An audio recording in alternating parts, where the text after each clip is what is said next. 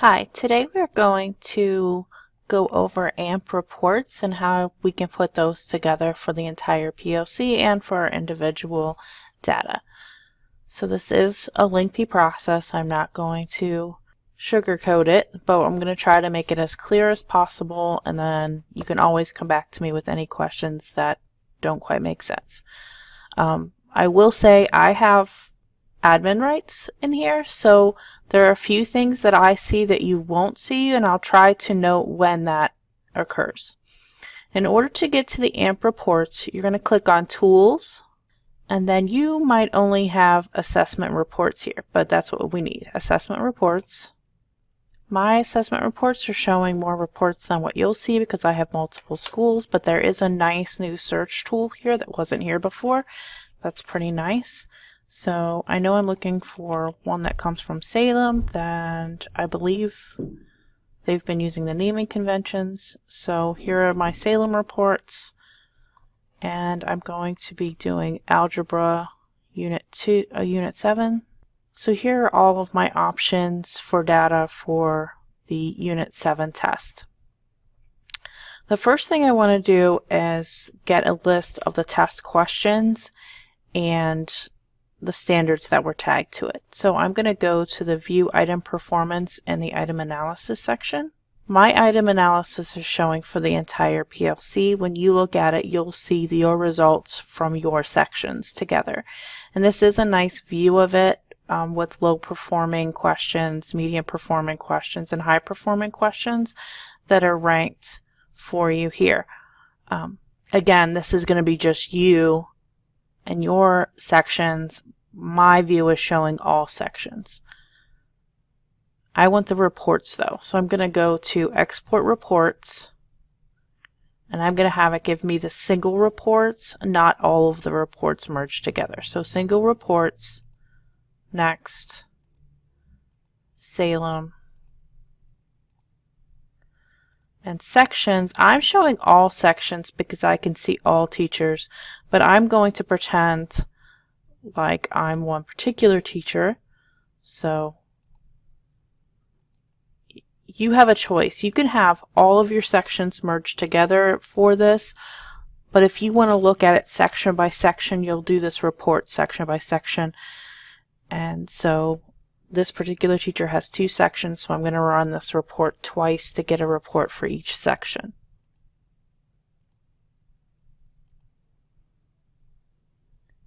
And export. It takes a few minutes. Once this exports, it's going to come to your email. It'll show up like this, and you're going to click Download Report.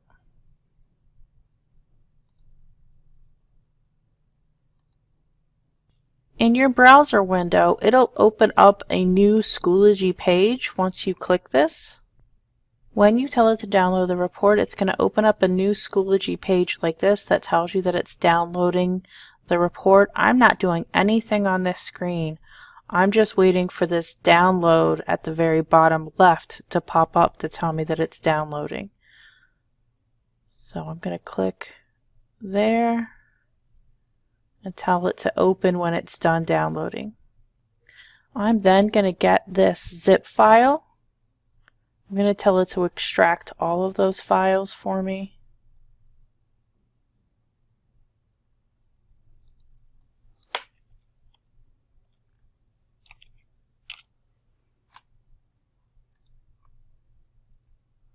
And now here's all of those files. The first one that I want is I want to have all of the questions.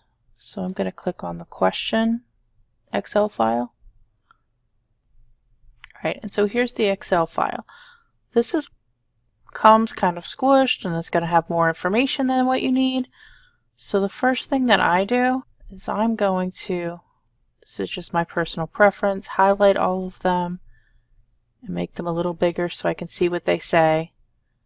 This gives me the question ID from Schoology. Really don't need that, so I'm going to delete it. Question version ID, I don't need, I'm going to delete. The type of question, you may want to keep, you may not, it's up to you. I don't want it for my purposes, so I'm going to delete it. Now here's my questions. I'm going to keep that. Learning objectives I want. Average score, that's the average score for this class. I want that. I don't want the standard deviation or the p-value. I don't need to know the number of students assessed. All right. So now I have the question, the objective it's tied to, and what the average score is for this class. That's what I want. This page here is the pop-up that came up. I don't need this page. I'm just going to exit out. This is a Google Sheet that I've created to be a template to catch all of my data and put it into one place. So my first tab down here has my Unit 7 data wall, so I have both of the blocks, pretending like I'm this teacher, both of my blocks, and then at the bottom is a PLC data wall that once we get all of our things as a group together, we'll put into that one. So for now, I'm going to be working on my Unit 7 data wall. So now I have my Excel sheet and my Google Sheet, and I want to take all of these questions, the text questions, from this Excel. So I'm going to highlight all of them.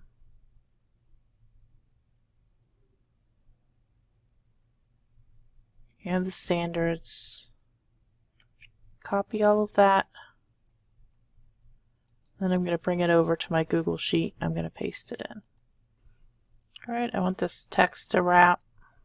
So I'm just going to highlight the columns and tell it to wrap the text. And so now I have all the questions in. So now I'm going to take the section, and I want the scores for this section.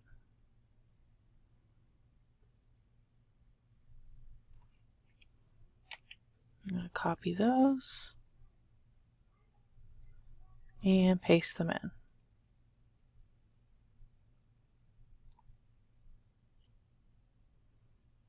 Alright, and so I'll do that same process with the other block as well.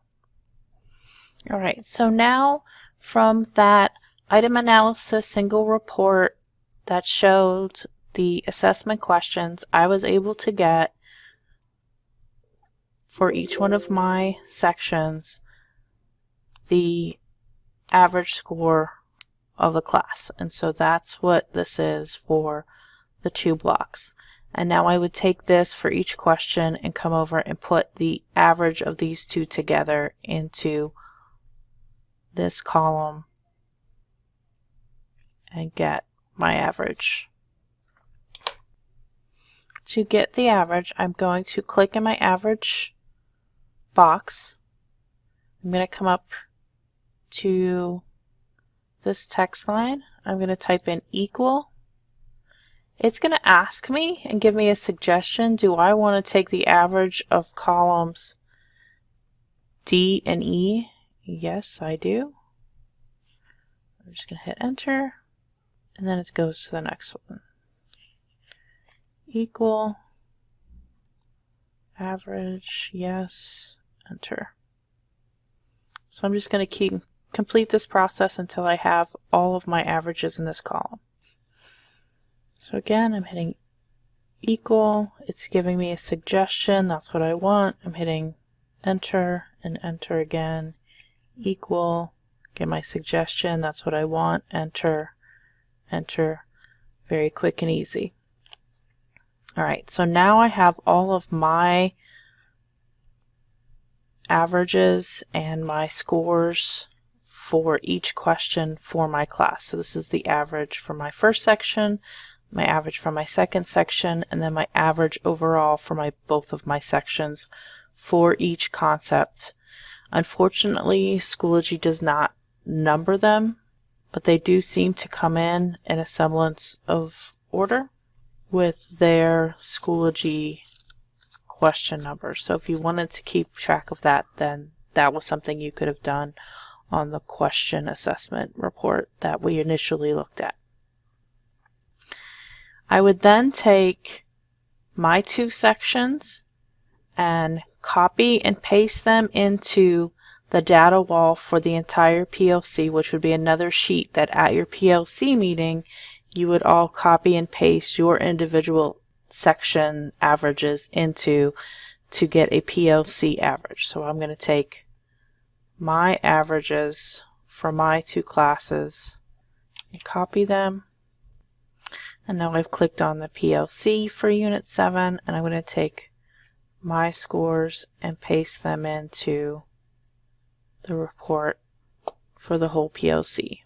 This would then be continued from all of the other teachers inside of that PLC. So the next teacher would put her classes, and the next teacher, and then we'd come over and get our PLC total by putting in the average for the whole PLC from all of the columns, not just my two columns. This information here can also be copy and pasted in from one of your personal data reports. One thing I do like to see is I like to see these in percentage from decimals. So I would just highlight, actually I could just highlight the whole column and do percentage, and this will move my decimal over. And so now I have percentages. From here, I think this is a good basic data wall that you can assemble pretty easily. It doesn't take too long. And the more you do it, the easier it becomes. A lot of just copying and pasting. There are other reports in there that might be interesting, but getting this part down is probably a good place to start. So you have your individual scores that you would get for your own personal data wall, and then copy and paste those into a Google Sheet that everyone has access to and put it all into one. That's where I would personally start.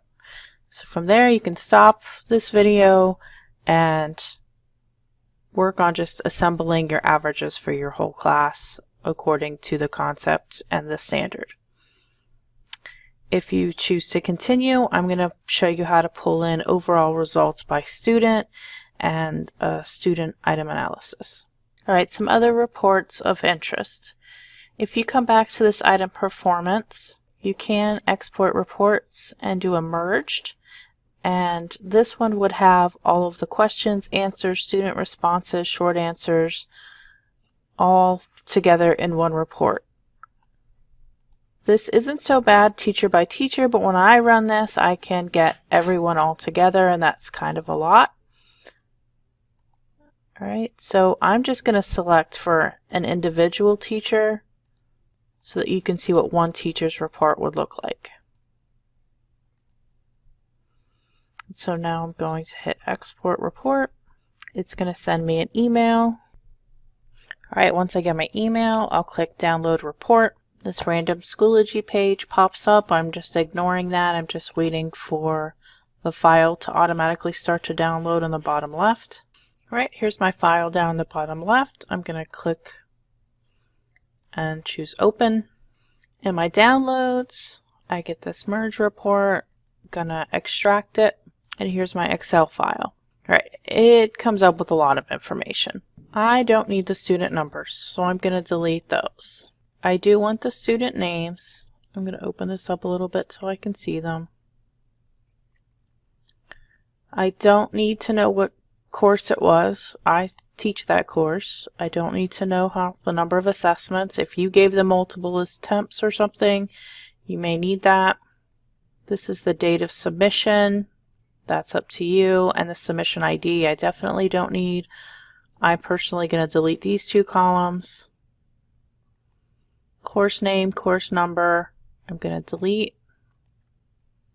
I would leave the section name up here just so you know which section, unless you don't need that, and then you can choose to do that. Section code isn't there anyways. I'm going to delete that. I know what high school, I know my name. I'm going to delete all of these columns. See, there's a lot of just extra stuff in here. Question ID is the question number that Schoology makes up.